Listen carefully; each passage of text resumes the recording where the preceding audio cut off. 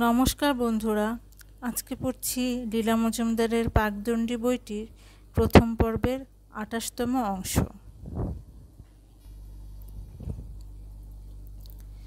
এরপর থেকে বরদার প্রতি আমাদের ভক্তি শতগুণ বেড়ে গেল। সন্দেশে প্রকাশিত বরদার কবিতাগুলো সঙ্গে সঙ্গে আমাদের আগাগোড়া মুখস্থ হয়ে যেত। নাটকগুলিও তাই বড়রা অনেক সময় বিরক্ত হতেন।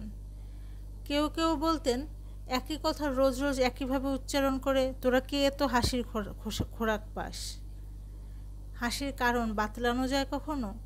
যার স্থান মস্তিষ্কে তার কারণ থাকে, আর যার স্থান হৃদয়ে তার আবার কী কারণ থাকতে পারে?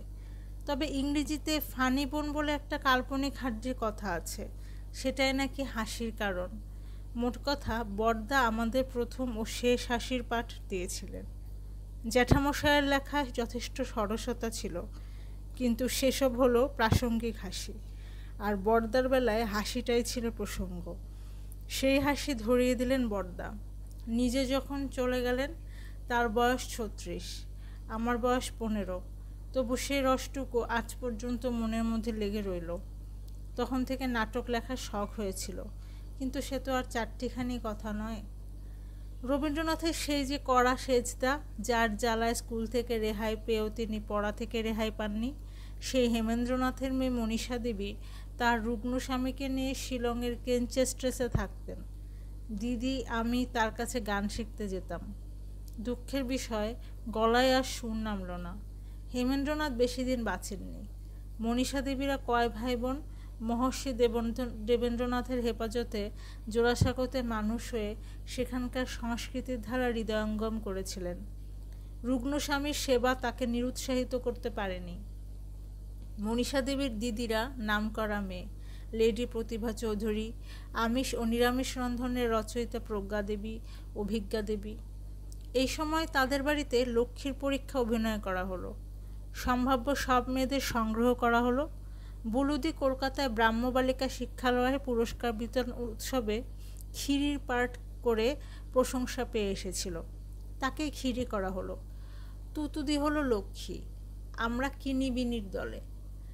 মনীষা দেবীর বাড়ির হলঘরে কাঠের মঞ্চ বেঁধে অভিনয় হলো, সঙ্গে আরও গান টান হলো। তাদের বাড়ির সকলে সঙ্গীত বিলাসী, গায়ের অভাব হলো না। যে যার বাড়ি থেকে রঙিন শাড়ি, গিলটি গয়না, পুতির মালা এনে দিল। মনে হচ্ছে এর মধ্যে বরদা বৌঠান কলকাতায় ফিরে গেছিলেন, কারণ ওই উৎসবে তাদের উপস্থিতি মনে পড়ছে না। এক কথায় অপূর্ব অভিনয় হয়েছিল।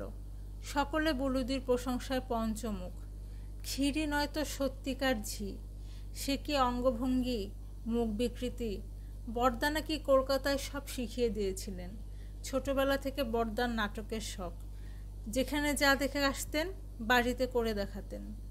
নিজেও বানিয়ে বানিয়ে লিখতেন। তখন তার বয়স ১৩-১৪ বেশি নয়। একটা খেলাই ছিল কে কত ভালো ভেঙচি কাটতে পারে। ভেঙচি কাটায় বরদার মেজ বোন পূর্ণলতা চক্রবর্তী ৮০ বছর বয়সেও কম দক্ষ ছিলেন না। এই একটা আক্ষেপ থেকে গেল। ছোটদের জন্য বাংলায় কেউ তেমন হাসির নাটক লিখল না। নাটক বলতে আমি মঞ্চসজ্জা আর আবহ সঙ্গীত ইত্যাদি বুঝি। নাটকের একমাত্র উপযোগ্য হবে তার রস।